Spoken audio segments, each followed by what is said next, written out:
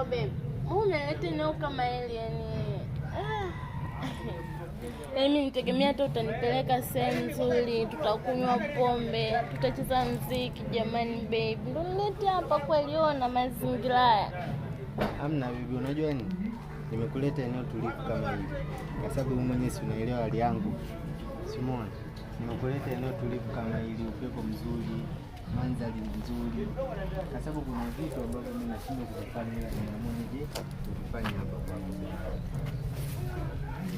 Okay, sawa. Siku ya Valentine wako wa kwanza na zawadi, watu wanavaa nguo nyekundu wanapendeza.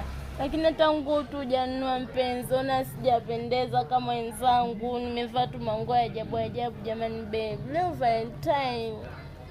Okay. Unajua kwa ajili gani nimekuleta sehemu nzuri kama hii? Kwa sababu kuna vitu nimekubebea wewe kama mpenzi wangu. Najua nikikupa hicho kitu lazima utaenjoy.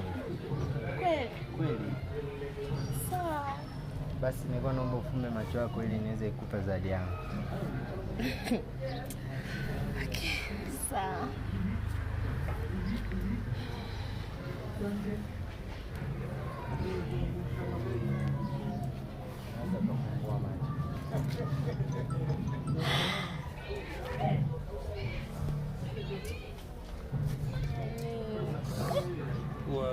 Mapenzi gani sasa kunanganyana vichuloni Bibi bigi.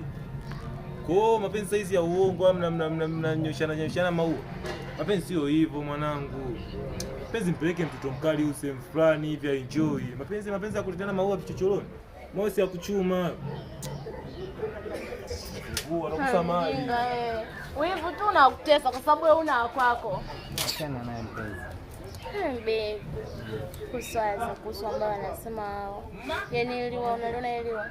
Lina thamani kubwa sana kwa unateliwa.